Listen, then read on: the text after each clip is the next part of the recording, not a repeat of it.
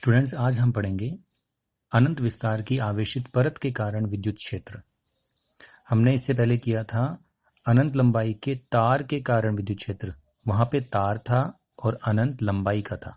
यहाँ पर है अनंत विस्तार की परत। तो परत पर जब आवेश फैलेगा तो वो उसके क्षेत्रफल पर फैलता है, और तार पर जब आवेश फैल रहा था तो वो उसकी लंबाई पे फैल रहा था। उसमें भी हमने विद्युत क्षेत्र ज्ञात करने के लिए पहले उसकी दिशा ज्ञात की थी और फिर उसकी वैल्यू ज्ञात की, मतलब उसका परिमाण ज्ञात किया। तो यहाँ पर भी हम पहले इसकी दिशा ज्ञात करेंगे। हमने मान लिया कि ये एक अनंत विस्तार की परत है और इस पर Q आवेश फैला हुआ है, A इसका क्षेत्रफल है, तो आवेश घनत्व हो जाएगा sigma is equal to Q/A। आवेश बटे कुल क्षेत्रफल, ये इसका आवेश घनत्व आ गया। अब हम इस परत पर दो छोटे छोटे अल्पांश मानते हैं कि ये एक क्षेत्रफल अल्पांश है छोटा सा A1 और ये है A2। हमें इस परत के कारण से इस P बिंदु पर विद्युत क्षेत्र की तीव्रता का मान और दिशा ज्ञात करनी है।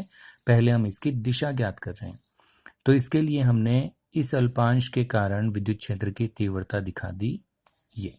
ये हो गई DE1, A1 के कारण DE1 और A2 के कारण DE2, जो कि इस दिशा से थीटा कोण ऊपर या थीटा कोण नीचे की ओर है। ऐसे ही बहुत से अल्पांश और भी हो सकते हैं, उनकी दिशाएं भी अलग अलग होंगी। तो हमने यहाँ पे केवल दो अल्पांश दिखाए हैं। इन दोनों के कारण से परिणामी दिशा कहाँ पे आती है, पहले हम ये देखेंगे। तो ये DE1 और DE2 दो अलग अलग तीव्रताएं हैं, लेकिन इनके लिए जो हमने अल्पांश माने थे वो परिमाण में बराबर हैं और उनकी दूरियां भी ये बराबर हैं। इसलिए ये जो तीव्रताएं हैं DE1 और DE2, ये दोनों भी आपस में बराबर होंगी। मतलब DE1 की वैल्यू, दिशा अलग अलग हो सकती है लेकिन वैल्यू इनकी सेम होगी। DE1 और DE2 दोनों की वैल्यू सेम है। अब यदि सेम है तो हम इसको DE और DE भी लिख सकते हैं। अब हम इसकी दिशा अलग अलग होने के कारण से इसका कुल जो परिणामी दिशा है वो हम नहीं ज्ञात कर पा रहे, इसलिए हम क्या करते हैं कि इसको घटकों में विभाजित करते हैं। ये हो गया इसका क्षैतिज घटक। DE का क्षैतिज दिशा में घटक होगा DE कोस थीटा, थीटा की तरफ घटक कोस थीटा। ऐसे ही इस DE का भी घटक इस तरफ हो जाएगा DE कोस थीटा। लंबवत दिशा में इसका घटक DE साइन थीटा और इसका भी लंबवत दिशा में घटक DE साइन थीटा। DE और DE दोनों बराबर हैं, हम ये पहले ही मान चुके हैं। साइन थीटा बराबर हैं, इसलिए दोनों की जो वैल्यू है वो बराबर है, लेकिन दिशा विपरीत होने के कारण DE साइन थीटा और DE साइन थीटा दोनों आपस में कैंसिल हो जाते हैं। तो इसका मतलब ये हुआ लंबवत घटक, ऊर्ध्वाधर घटक DE साइन थीटा एक तो ऊपर की ओर है और दूसरा DE साइन थीटा नीचे की ओर है, तो ये दोनों आपस में कैंसिल हो जाते हैं। अब यदि क्षैतिज घटक की बात करें तो DE कोस थीटा पहला घटक इस दिशा में है, दूसरा DE कोस थीटा भी इसी दिशा में है। इस दिशा को हम OP दिशा नाम दे सकते हैं। तो ये भी OP दिशा है और दूसरी भी OP दिशा में है, तो ये दोनों सेम डायरेक्शन में होने के कारण से आपस में जुड़ जाते हैं। इसका मतलब ये हुआ कि जो DE अलग अलग दिशाओं में थे उसका जो परिणामी दिशा आई हमारे पास वो किस दिशा में आई, इस दिशा में। ये कौन सी दिशा है, ये है परत के तल के लंबवत। परत ये इस तरह से है, ये इस तरह से परत है, तो जब इस तरह की परत होगी तो विद्युत क्षेत्र की तीव्रता कहाँ होगी, इस तरफ। मतलब परिणामी विद्युत क्षेत्र की दिशा परत के तल के लंबवत दिशा में होती है। तो अब हमें इसकी दिशा मालूम चल गई। अब हम इसका ज्ञात करेंगे परिमाण। परिमाण ज्ञात करने के लिए हमने फिर से वही परत ली। अब परिमाण ज्ञात करने के लिए गाउस के नियम का अनुप्रयोग है, तो इसमें हम हमेशा दो इक्वेशन ज्ञात करेंगे। पहली इक्वेशन आएगी गाउस के नियम से, दूसरी इक्वेशन आती है फ्लक्स की परिभाषा से, और दोनों को बराबर करेंगे। हर क्वेश्चन में हमें बार बार यही रिपीट करना है। तो हमने इस परत को लिया, गाउस का नियम लगाने के लिए हमें एक गाउसीय पृष्ठ मानना पड़ेगा। तो माना कि एक गाउसीय पृष्ठ बेलनाकार है जो कि इसमें से आर पार निकल रहा है। अब जब ये आर पार निकलेगा तो इसमें से कुछ भाग को ये काटता हुआ जाएगा। ठीक है, इतना हिस्सा इसने इसको काट दिया। मान लिया कि ये क्षेत्रफल जो है वो ए है, जितना इसने काटा वो एक क्षेत्रफल को काटा।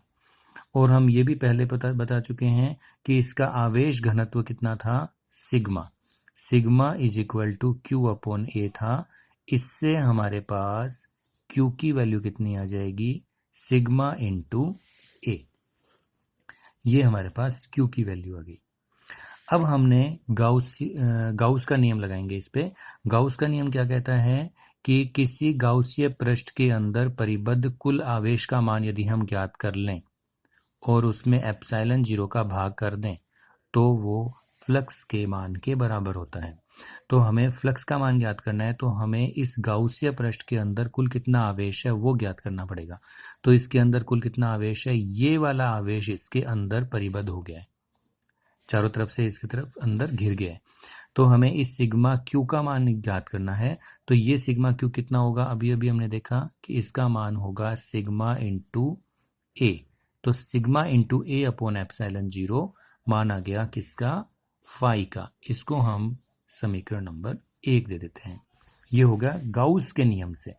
सेकंड हम ज्ञात करेंगे फ्लक्स की परिभाषा से।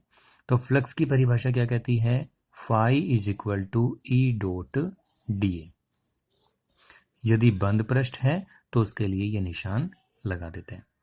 हमने पिछले क्वेश्चन में भी इस ई डॉट डी ए को 3 भागों में बांटा था।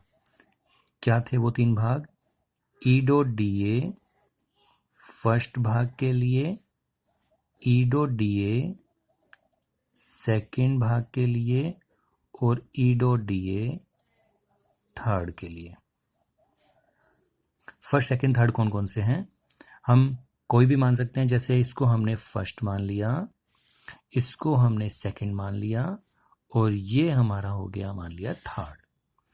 तो जो फर्स्ट भाग, हमने इस बेलनाकार पृष्ठ के 2 हिस्से एक जैसे हैं, एक ये फर्स्ट वृत्ताकार और ये सेकंड वृत्ताकार, और तीसरा हिस्सा है ये जो मुड़ा हुआ फलक, उसके ऊपर कहीं पर भी हमने एक अल्पांश ले लिया। अब ई डॉट डी ए, ये हमने 3 क्यों लिए, क्योंकि ई की दिशा तो हम पहले ज्ञात कर चुके हैं। ई की दिशा परिणामी कहाँ आई थी, परत के तल के लंबवत। इसका मतलब ई की दिशा हमेशा इस तरफ ही रहेगी, परत के तल के लंबवत। लेकिन क्षेत्रफल अलग अलग हो सकते हैं। यहाँ पे अगर हम क्षेत्रफल मानते हैं तो डी ए की दिशा कहाँ हो गई, क्षेत्रफल तल के लंबवत दिशा में। यहाँ पर क्षेत्रफल की दिशा हो गई तल के लंबवत, और इस क्षेत्रफल की दिशा भी हो गई इसके तल के लंबवत। तो लेकिन ई की दिशा के हमेशा वो समांतर नहीं है, यहाँ पे समांतर है, यहाँ पे समांतर है, यहाँ पे क्या हो गई, लंबवत हो गई। तो इसलिए अलग अलग डायरेक्शन होने के कारण यहाँ पर ई और डी ए दोनों समांतर हैं, सेकंड में भी ई और डी ए समांतर हैं, थर्ड में लेकिन ई और डी ए दोनों एक दूसरे के लंबवत होने के कारण से हम इसमें मान रख देते हैं। क्या आएगा, ई डी ए समांतर है इसलिए कोस 0, सेकंड में आ जाएगा ई डी ए कोस 0, और थर्ड में आ जाएगा ई डी ए कोस 90। कोस 0 की वैल्यू 1 होती है, इसलिए ये तो 1 हो जाएगा, और ई को हम समाकलन से बाहर निकाल लेते हैं, ये भी 1 हो जाएगा, इसको भी हम बाहर निकाल लेते हैं। कोस 90 की वैल्यू 0 होती है, इसलिए ये 0 हो गया। तो हमारे पास फाई की वैल्यू आ गई ई डी ए और E D A 2 D A. D A का समाकलन करते हैं, तो डी ए का समाकलन करेंगे तो क्या आएगा, पूरा एक सर्किल आएगा। इस सर्किल का क्षेत्रफल हमने पहले ही माना हुआ था, ए था। जब ये ए है तो ये भी ए होगा, ये भी ए होगा, तो इसलिए हमने इसका क्षेत्रफल पहले ही ए माना हुआ है। तो phi is equal to 2e into A हो गया। ये फाई का दोबारा से मान आ गया। पहली बार हमारे पास मान आया था ये गाउस के नियम से, दूसरी बार मान आ गया फ्लक्स की परिभाषा से। हम क्या करेंगे, इसमें इक्वेशन फर्स्ट और इक्वेशन सेकंड को बराबर करेंगे। तो हमारे पास 2EA भी फाई है और सिग्मा ए अपॉन एप्सिलॉन 0 भी फाई है। दोनों से ए और ए कैंसिल हो गए तो ई की वैल्यू आ जाएगी सिग्मा अपॉन 2 एप्सिलॉन 0। ये आया। ये हमारे पास आ गई विद्युत क्षेत्र की तीव्रता। अगर हम इसमें ये देखना चाहें कि E का R के साथ क्या रिलेशन है दूरी के साथ, तो E का R के साथ कोई रिलेशन नहीं है। इसका मतलब कि यदि इस परत से हम कितना भी पास हों या दूर जाते जाएं, विद्युत क्षेत्र की तीव्रता हमेशा एक समान रहेगी। विद्युत क्षेत्र की तीव्रता की दिशा तो होगी लंबवत, लेकिन उसके मान में चेंज नहीं आएगा। तो अगर हम इसका E और दूरी के बीच में ग्राफ बनाते हैं, E को हमेशा हम y एक्सिस पर और दूरी को x एक्सिस पे लेते हैं, तो ग्राफ जो है वो कांस्टेंट वाला ग्राफ आएगा। E R पे निर्भर नहीं कर रहा। R का मान कम है तब भी E का मान उतना ही है, R का मान ज्यादा हो गया तब भी E का मान उतना ही है। तो दूरी पर विद्युत क्षेत्र की तीव्रता निर्भर नहीं करती। कब? जब हम ज्ञात करते हैं अनंत विस्तार की परत के कारण विद्युत क्षेत्र, तो दूरी पर निर्भरता इसकी नहीं होती है।